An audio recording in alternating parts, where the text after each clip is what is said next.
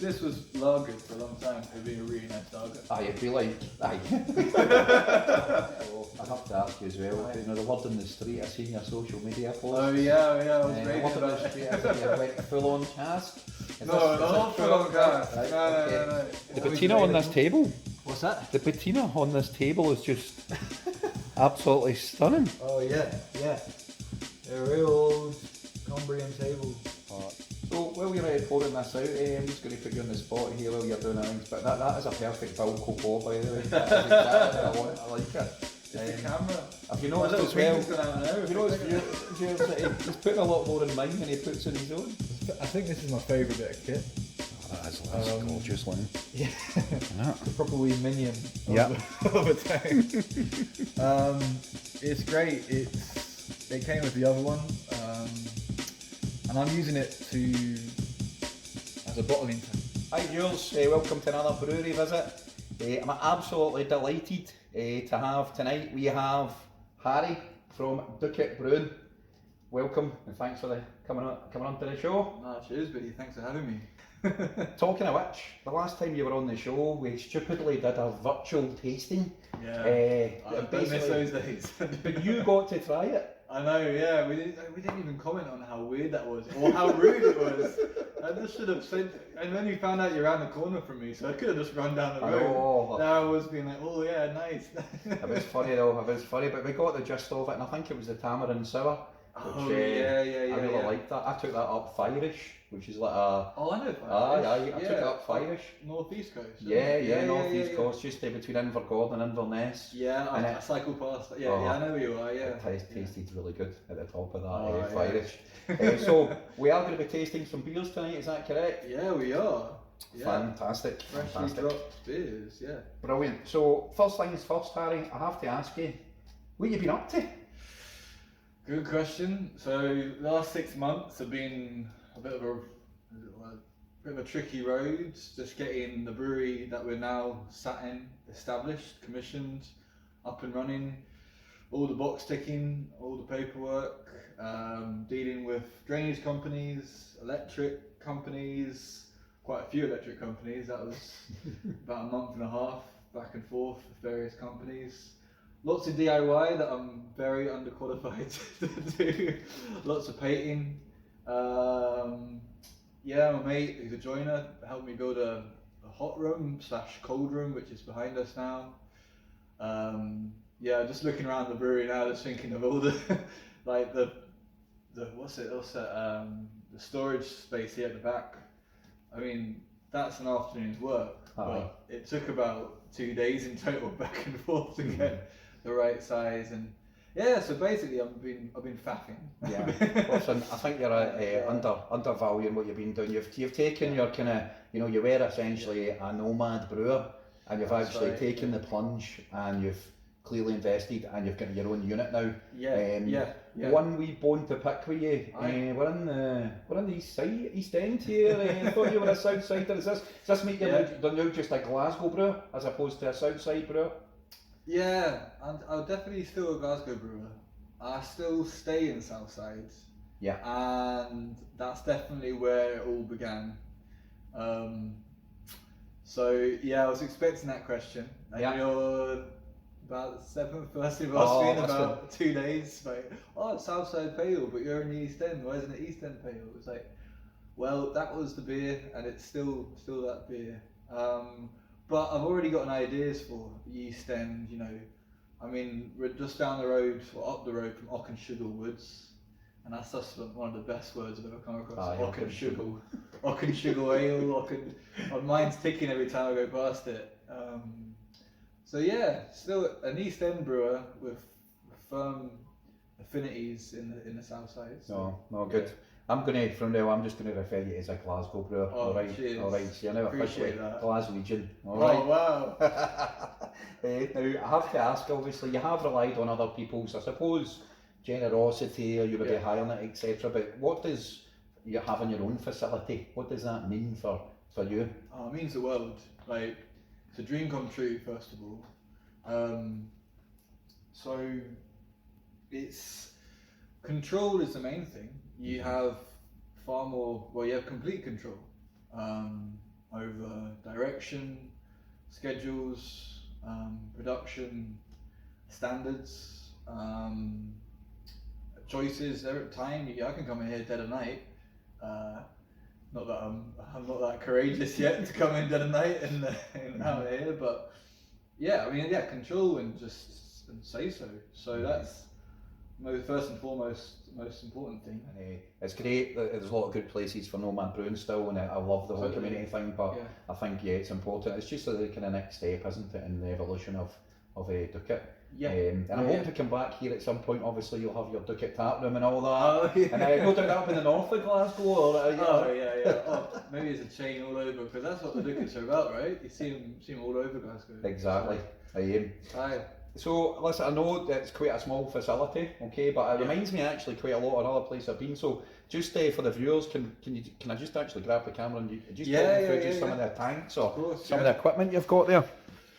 So, I mean, this is partly where the name came from, like the idea of a small space. We're just gonna start off small. We're gonna try and keep it small. Yeah. Small space, small production, a Doookity space.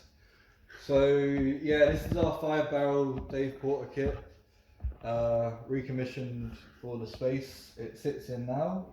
You're looking at the kettle. It's about 1,000 litre. Wow. You can boil between 800, maybe 850 at a push, 850 litres without scalding yourself.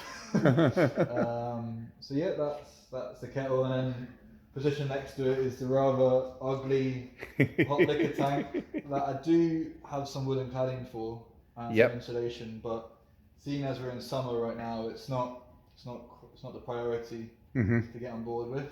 You got the mash tun next to it. So it's got some good pipe work as well from shout out to Market Little Welding Company. He came and spent 2 days piping it all up and welding some pretty essential works really. Superb. Just a Market Little Welding. He just did some pipe work for me. Another shout out to Ross, my mate Ross Zazak. He's got his joinery company. He did this fairly elaborate, but I reckon essential cover for the electrics, for environmental standards, environmental health. So yeah, that comes up and down. It's a little bit over the top, but no, it's quite elaborate when you see it. It's cracking. So that can come down when we're brewing and splashing water everywhere.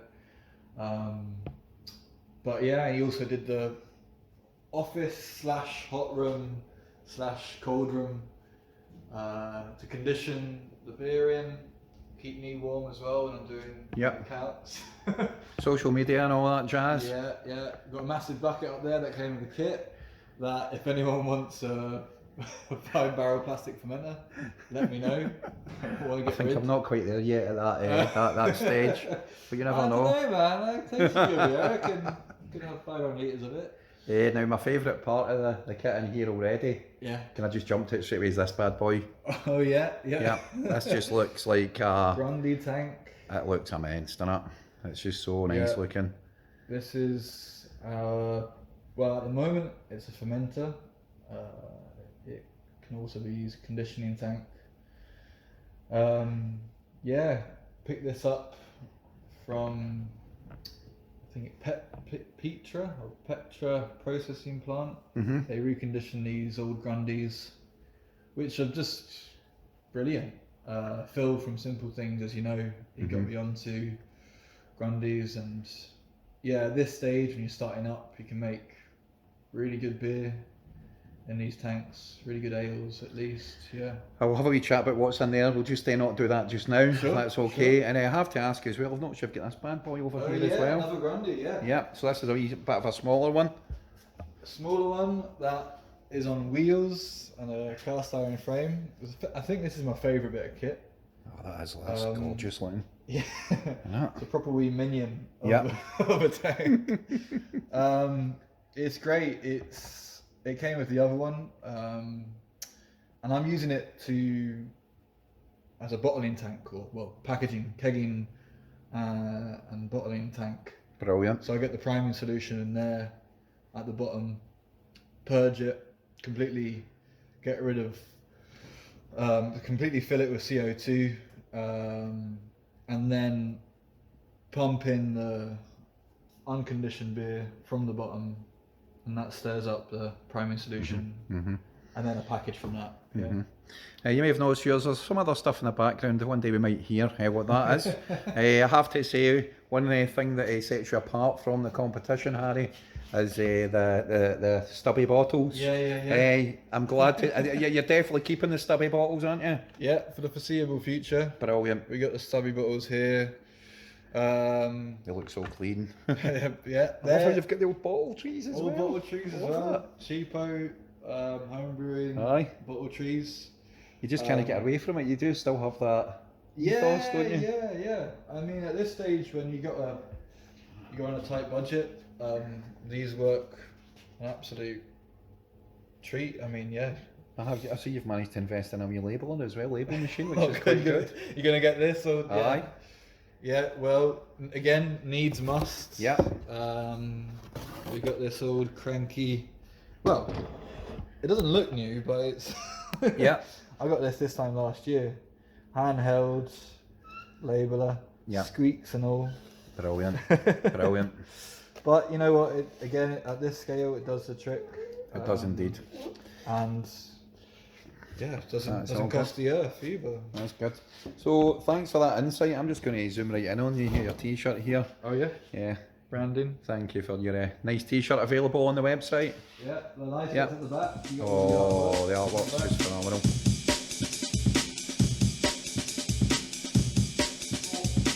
The reason I'm here is because of this. Yeah. Is this the first beer that's been brewed on the kit up here? Yeah, that's correct. So it is the Zana, and obviously it will be linking to Harry's social media throughout the show. Can you just tell the viewers a wee bit about the story behind the beer? Yeah. Because I've been following it already, but I think it's really cool. So the way I brew is very much like hands-on, getting to know the kit and understanding the parameters. Kind of, all its like little niggles and stuff like that. So going in, I know this kit kind of well. Like I brew like on the kits, very similar, twice the size, at canopy for years. But still, you don't want to go out with like a really intricate recipe with many kind of bumps in the road or potential bumps in the road. So this is an experimental beer, one I haven't brewed on a commercial scale before, and something that is, well, the idea was a summer ale, so something that is refreshing, crisp, light, dry, not too hoppy. Mm-hmm. Essentially, it's a blonde ale, but with a lager yeast and a lager grist. So the base was pretty much lager malt and carapils, a bit of oats.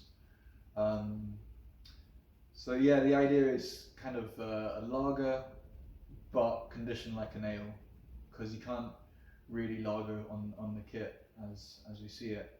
And then I got chatting to Gareth at Apocal, and a few other brewers of around, and a few other people in the industry, and I've heard good things about Brookhouse hops, so I wanted to try them. And going forward, a big thing I want to champion is local produce, or at least not a huge carbon footprint, and shout about ingredients we have in this country or in Europe.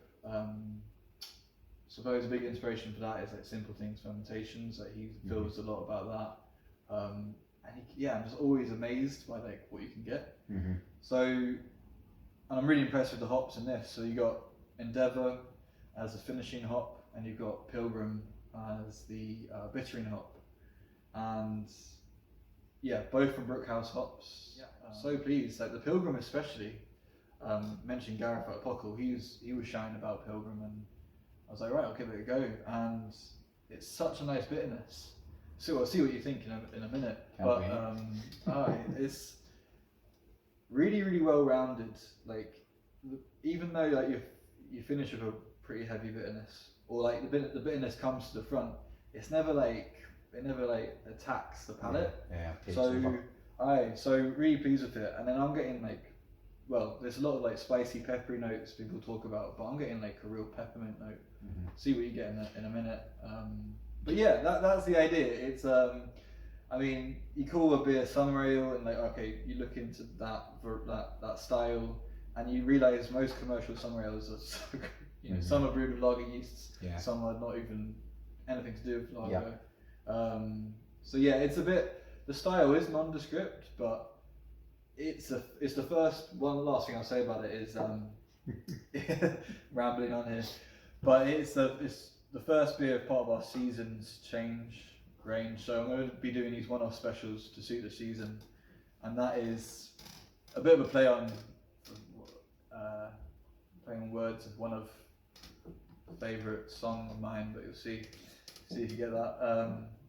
Anyway, yeah, it's a one-off special to suit the season. So summer ale, we're apparently in midsummer. We're in t-shirts. Yeah, well, we're wearing t-shirts. It was sunny tonight, and I said to Fiona on the way over, I said, you know, Harry's brought a bit of the sunshine tonight. We're coming over. It was quite warm today. Aye, it was good. Yeah. One thing as well, Jules, I'd love to just touch on, it's just the one thing that you're very known for is supporting local artists. Yeah. If you just talk a wee bit about because I'm trying to try this, Harry, okay? Yeah. We're not, if you're watching this, listen, really you sorry. Want to get home for our tea as well, we do. But can you just tell us a wee bit about the artwork and also the name of the beer as well would be great. Of course, yeah. So a big part of what we're about is supporting the arts in Glasgow. That's what we set off to do to begin with, and that's what we want to do from here on out. And every label exhibits a Glaswegian artwork. By that I mean a Glasgow-based artist that works in Glasgow and is producing artwork in Glasgow. And this one here is an old mate and colleague of mine, Callum Sutherland, another Southside Glasgow resident, and I think he smashed it. I absolutely love it. I love his artwork. Really, really straightforward, really simple, but really effective. Nice. Just a bunch of containers that really rang out to me because, I mean, there's a bunch of you look containers around in the here. brewery and it's just a bunch of containers, yeah. You summed up your current flux and quite well. And there's another Southside institution the name, I believe, as well. So, inspiration behind the name Zana is my dear old buddy Ben, the barber. He runs a barber shop down in Mount Florida, where I stay, called Zana Barbers. And I asked him one day, I was getting a haircut, and I said, I love the name of your shop, can I call a beer after it? And he's like, yeah, as long as it's lagery. Because that's what he drinks. So that was a challenge, and he was pretty pleased with it. I gave it to him the other day, and yeah, no copyright so far. That was good. And we'll link to Callum and we'll link to Zana. They've got some good social media as well. And it just it ties in nicely, I think, just with the whole community without getting too cheesy. So that's what it's about, yeah. Alright, can you do the honours here? Yeah. So we're going to try this one first for sure. So I have heard good things. I'd seen that Neil from Wee Beer Shop had tried it, and also Gareth had tried it as well. Yeah, I saw that. Really nice of them. Yeah. Really nice of them to not only try but also shout about it. And it is a lovely, lovely looking colour. And I quite like you like a head? Yeah. I think the regular viewers will say Harry's just Bilko'd that, but he hasn't Bilko'd it. And we've had I've not really discussed it with yourself, but I think having a nice head, I think that makes the beer look a lot more fun. Yeah, I mean, I think it's just personal preference, and that is, to be honest, I would go a bit more, but I realised I was on camera there. No, that is fine. Cheers, man. No worries, I'm going to just cheers in a sec, but just look at that. So, Slange. I've got some of the dregs in there, but oh man, but that's what I like about it. Yeah, you want a wee bit of is this actually fermenting in the bottle then, this one? Yes, all the beers are keg, cask, bottle conditioned. Real living beer. That's how I carbonate it, yeah. I have to say, Harry, the colour of that is just, you've got that spot on, it is so I know it's difficult in a dark unit to kind of get that on camera, but yeah, that is pretty clear. It is, and even when you showed me one without the label on earlier on. Even with the dark stubby, it's like you see it right through. So first impressions, I don't want to get pure arsey about how it looks and all that, because that's not my the head's sticking around. That's always a good sign. I mean, it's just honestly, this is a man that is an expert at his craft, and I haven't even tasted it yet. Cheers, pal. It is good. I'm just going to give it a wee. Now, I can't even do that properly, Harry. Honestly, I don't think you can even do that properly. It does smell like a. Nice lagery. It's really lagery, yeah. I think if this was lagered, it's going to sound the most basic sentence in the world. If this was lagered for a long time, it would be a really nice lager. It'd be like, but it would be like, you can tell it's because it would have a huge body. Yeah. There's a lot of, I'm getting a lot of. Oh, it's superb. A lot of citrus notes on the nose, actually. I'll let you talk about the nose, because I just know it smells as if I just want to taste it. Dig in. Yeah, man. Cheers, man.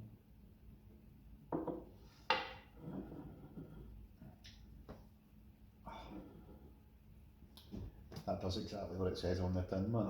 Nice. That is, and I haven't tried this before, viewers. That is just cracking, man. You like it? It's really. If you lager that, it would probably go over the top. It'd be like really the body, right? But that is. We'll turn this into an investment video. Please, anyone out there, can you buy me a lagering tank? No, it's it's so. That's what I can't believe you've not lagered that. Yeah. I mean, it was conditioned for a long time. Like, we're talking 5 weeks, but at only 10 degrees Celsius. Yeah. So, it's got a nice, well-rounded,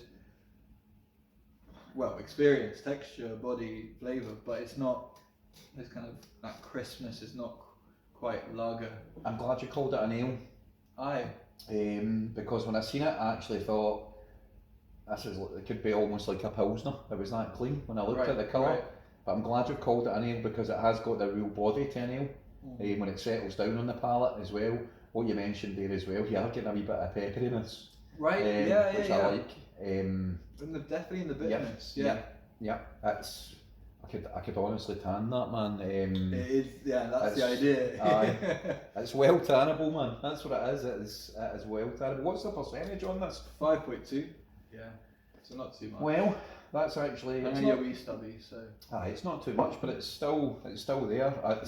It's you can see the lacing. I can't believe I'm actually talking about the lacing, but it is holding it so well. That is when you see that, then you're like, right, yeah. There is you can't really see it, but there is a good amount of carbonation on it as well, particularly when it hits the mouth. And there is quite an explosion of flavours as well. There is a way more fruit from those hops than I expected. Opening the bag of like Pilgrim as well, you just get a real hit of lime. Like for English hops, I was like not expecting at all. So yeah, pleased with that. There is actually, see when you mentioned there is lime, I just keep getting the pepper. It's not overpowered with pepper, but I love pepper. Yeah. But I put pepper on everything. Yeah. But there is just that cut when it settles down. It's very, very Moorish. I'm really happy. I have to know, because I'll be going out and buying this. Yeah. Where can I buy this beer? Is it usual? Good question. Is it like, can you buy it anywhere? Well, yeah. I mean, I just finished up a delivery day, first delivery day from a unit. So that's why you can probably see the bags underneath the eyes. But yeah, so Valhalla's Goat, get it there. Wee Beer Shop. Just dropped off a keg at Coal Shipyard. Oh. So speaking to Alex, he's sitting on a mountain of tap takeovers. We've got some pretty good ones coming up this week. Yeah. So, but he reckons maybe next week. And dropped off a case at Lobo, Brilliant. just down the road from there. I'm going to drop off at Curious Liquids the next few days. Both good spirits companies. So the one on the corner of West Nile and Bar Street, and also the one in Hindland. Good stuff. Where else? Sure, I'm missing someone out now, but I'm putting you on the spot to remember. Oban Beer Cellar. Right. If Oh, you're up brilliant. in the West Coast, Brilliant. or over there near Oban. Yeah, so I mean, I just put out the trade email as well, so it's going to be, you know, hopefully a couple of Edinburgh spots will take it and get down south, O'Brien's and yeah, people like that. O'Brien's. I think they usually take the stuff. Beers Without Borders as well, and Dumfries. Yeah, and then hopefully next week I'll get around to getting on the website. Oh, I will. Yeah. Well, we're recording this just now, and Harry, I think you're going to be busy. You're going to Eaglesham at the weekend. Eaglesham at the weekend. Yeah. Obviously, Glasgow's on as well, so this video will probably go round about, you know, while you'll have tasted all these huge breweries at the Glasgow Beer Festival. Just remember, you know, in terms of like the guys that are at Eaglesham, you know, guys like Harry, they deserve the support too, because I tell you, this is an absolute belter. Cheers, mate. I could smash like I could smash like a wee barbecue, and I could smash like 4 or 5 of them. Brilliant. That's music to my ears. Yeah. Cheers. Cheers. Finished us. Cheers.